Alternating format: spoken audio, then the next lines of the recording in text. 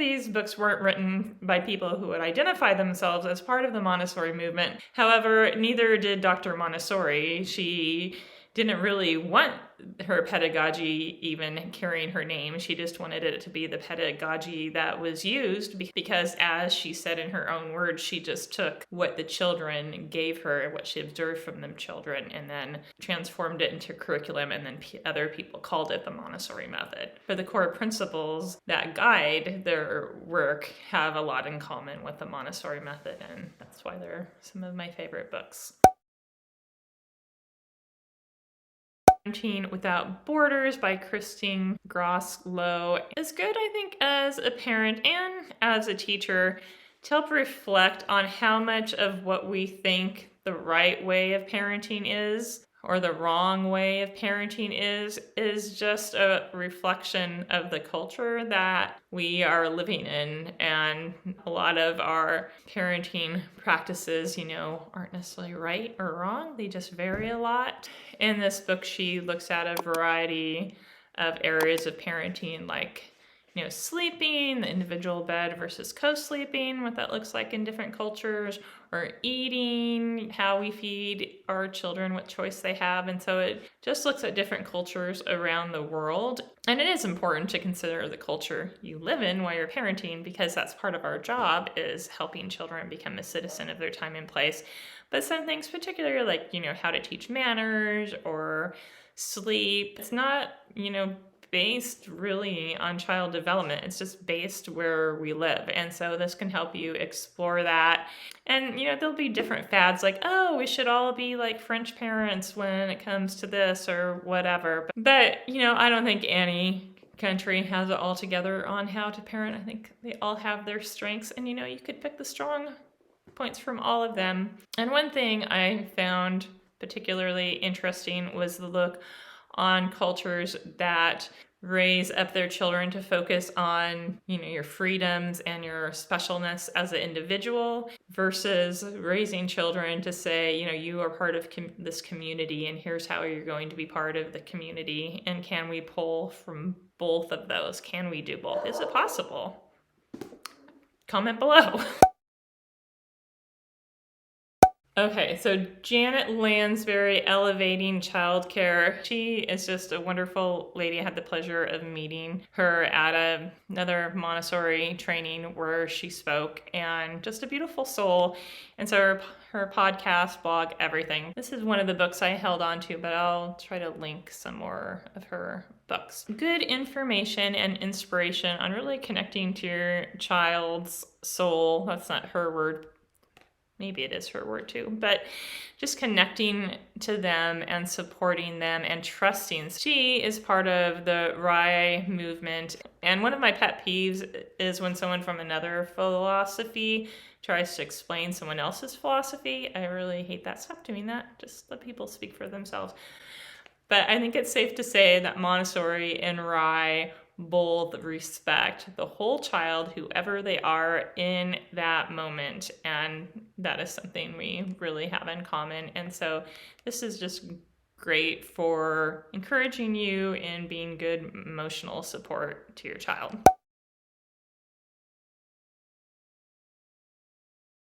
Okay, this next book is a book that was actually recommended by an alumni child parents during the last in-person parent training we had together, and it is called Why Are All the Black Kids Sitting Together in the Cafeteria by Dr. Beverly Tatum.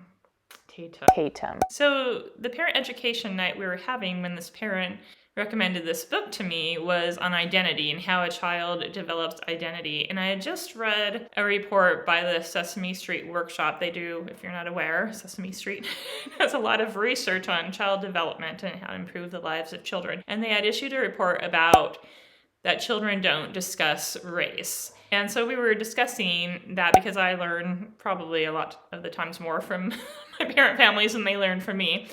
But we were discussing how identity, all the different types of identity we have. So during that conversation, I'd pondered, I wonder if white people sometimes get a little jealous of different communities, immigrant communities, people of color, because they have the identity of the ethnicity. And a lot of white people, have 10 different ethnicities and they don't identify with any of them anymore. And the parents said, "Oh, yes, and you've got to read this book because it talks all about that." So this book, it does answer this question, and it's a catchy title, but different groups are looked at, and it talks about how we develop racial identity, and it gives some history of different groups and a lot of good, like if you like data and studies, there's a lot of that in there, and it's very easy to read. And I found it helpful because it gave me a glimpse more into the history of different ethnicities and how everyone's racial identity develops. And I wish, well, it wasn't published sooner, but I wish I had read it before I parented my own children, because we just kind of focused on modeling being kind and modeling that everyone should be loved equally, but we didn't necessarily talk about race a lot. In my family, we didn't talk about race a lot, and while I went to school I went to was 30% mostly Southeast Asian, and just sitting in class with them, even being friends with them, didn't really help me understand their experience. And this book kind of explains why that might be, why I didn't.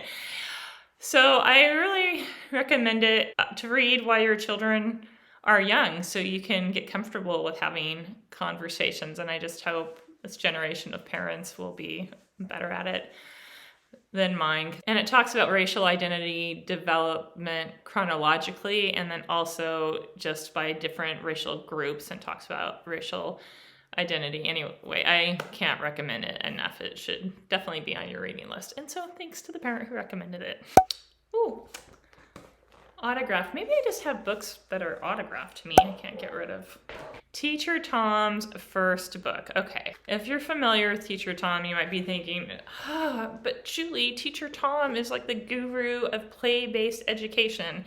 And I will say, Montessori is play-based education. We just play some super awesome, intentionally designed things. So I did hear him speak at a conference and meet him, and he's just great. Check out his blogs too. And basically this book, Teacher Tom's first book, is a collection of his blogs. And I know he reviewed at his conference all the benefits of play-based education and what are the true markers of play-based education. And my assistant and I, who were listening to him speak, were going, Montessori, check, check, check, check, check. And what this book has done for me, besides just being delightful little stories, and he's a great writer, is that a thing we have in common is that we're not just educating these children so that they can be smart and go to a college that makes their parents proud, and so they can be critical thinkers who are problem solvers and who will be good citizens someday and who will question authority, which is important. And they're just really inspiring little tales he has compiled in here. And I'd say the biggest thing Teacher Tom and play-based preschools have in common with Montessori is that they trust the child. You have to trust the child to let them make their own choices instead of lead them in little activities constantly. And this will really inspire you to trust your own child too, and your own students.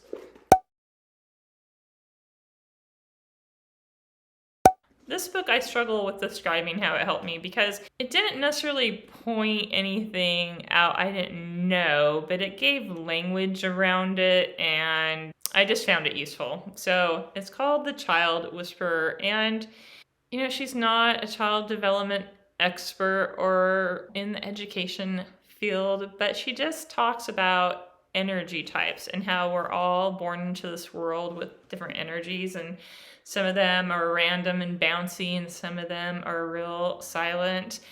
And I guess the core of it is that the world needs all those types, and there can be a clash between parent and child if they have really different types. And so if you're just finding like you don't understand your child, or even you don't understand your partner, this is a good book for that. I don't love everything about it, like as far as what you do with that knowledge, the deep knowledge of how different we are and why that is and how that manifests in the world, like how you react to it necessarily. But if you're just struggling, like I don't get my kid, this could be another source to, get from the library and flip through.